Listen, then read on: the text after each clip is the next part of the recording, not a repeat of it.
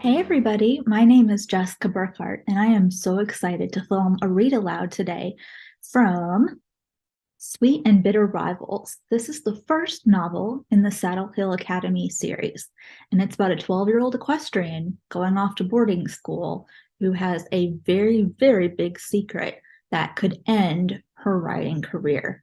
So I really hope everybody checks it out, and I'm so happy to read to you a little bit today. So let's get into it. Chapter 1, Welcome Back. My fingers shook as I clutched the planter balanced in my lap. It was shaped like a hardback book and held a flourishing African violet in a tiny pot in the center. Not just any African violet, of course, but one I'd been raising all summer. They could be very temperamental, and I'd managed to keep her alive, so yay. Honestly, the violet was one thing I could count on to provide silent but steady comfort after a summer of turmoil.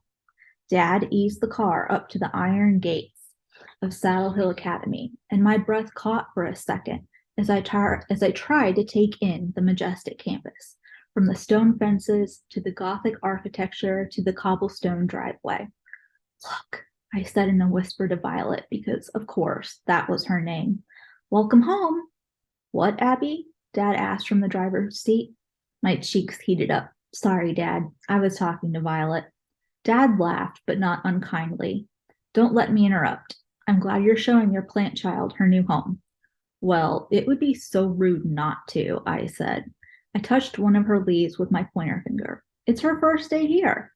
Yes, I had a plant obsession. Yes, I talked to them. Sometimes. Okay, a lot of the time. And yes, I'd managed to convince my dad to let me bring 7 plants with me to my dorm room at Saddle Hill Academy. 7 plants for 7th grade sounded fair to me. Saddle Hill Academy was a preparatory boarding school nestled just north of Boston. I'd been attending since last year. It had become my home away from home, and I'd spent all of 6th grade learning how to live my best boarding school student life.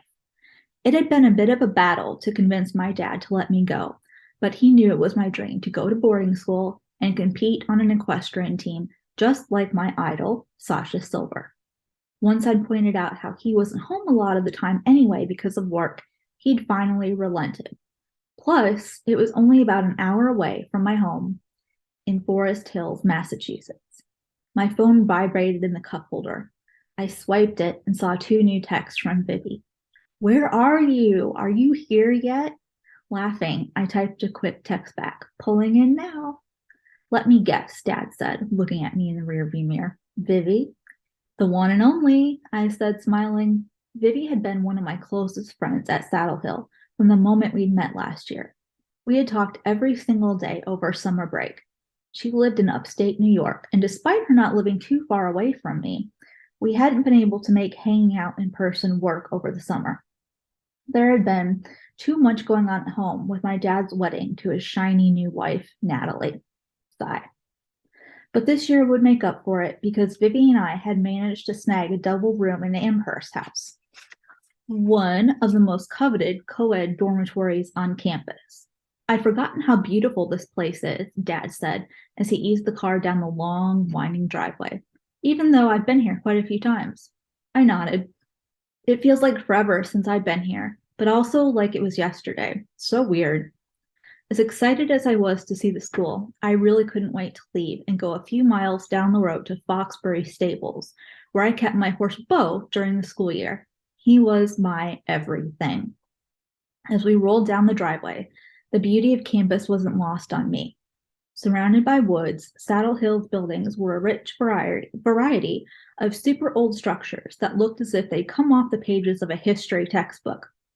We took a left on Tristan Road, heading toward Amherst. I loved the dormitories at Saddle Hill. They weren't typical dorms. They were all actual houses or cottages dotted around campus, and their bedrooms had been converted to dorm rooms. They had everything from triples to doubles to singles. Each house had a resident advisor who lived in that house too. Second-year students like me were able to apply for a double room. Last year, my only option had been a single because Saddle Hill wanted new students to focus on adjusting to campus life. Dad snagged an empty parking spot in front of Amherst house. Score, he said. Let me just check on Natalie and Emery, and then we'll unpack the car. Oh, right, Emery. For a few minutes, I'd managed to forget all about Emery Flynn, my new stepsister as of this summer. She was a sixth grader who had been accepted to Saddle Hill. Like me, Emery was an equestrian for the Interscholastic Pony League. Unlike me, she was her division's regionals champion and had placed third at nationals. I'd done well during my show season, only to choke at regionals and miss going to nationals. So that made things a little awkward between us. We both rode on the middle school level and had shown in different divisions last year based on our skill level. But Emery had moved up to my division for this year after training with my current instructor, Rebecca, over the summer. Although riding was an extracurricular at Saddle Hill, the school took it seriously. That meant I had access to flexible class schedules that allowed me to do work online or on weekends if necessary, so I could ride and train with the equestrian team as much as possible. It was amazing, but what if having to ride with Emery changed everything? I gripped my violet harder and pushed the thoughts out of my mind. Okay, Natalie and Emery will be on campus in a few minutes, Dad said, putting down his phone.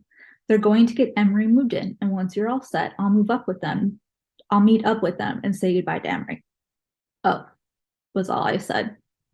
Abby, come on, Dad said as he parked the car. What? I asked, trying to keep any hint of attitude out of my tone. I know this is all new. It's only been a couple of months since the wedding, so I'm going to give you time to adjust. I nodded. Thank you. I blew out an exaggerated breath. I'm trying, Dad. I promise. I like Natalie and Emery, but I don't know them at all. And we went from strangers to Insta-fam this summer, so yeah, I need time. Before he could say anything back, I flung my door open and hopped out of the car, placing Violet on my seat. I'd come back and get her and my other plant babies in a minute. I glanced up at Amherst, my new home. According to the school website, the 3-story German stone farmhouse had been built back in the 1700s.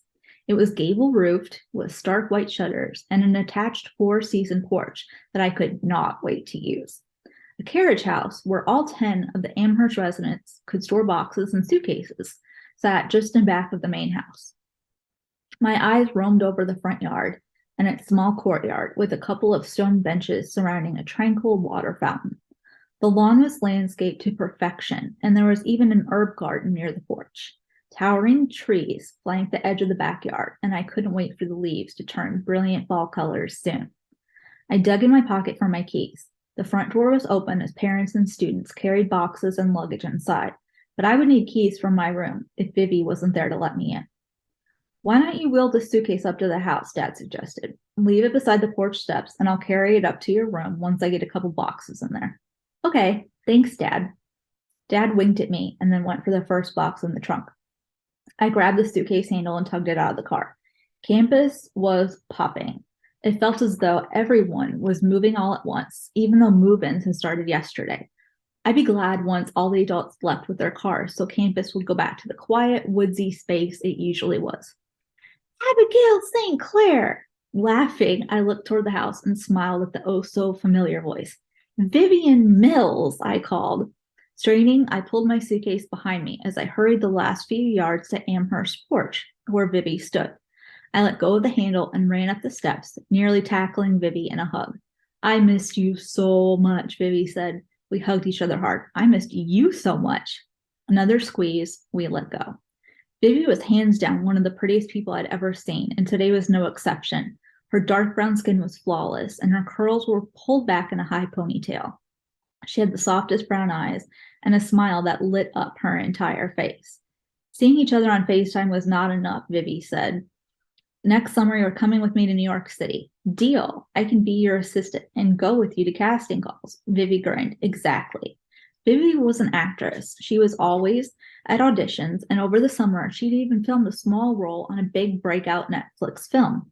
She'd only been a lot disappointed to find out her character was attacked and killed by a zombie in the first 3 seconds of her appearance.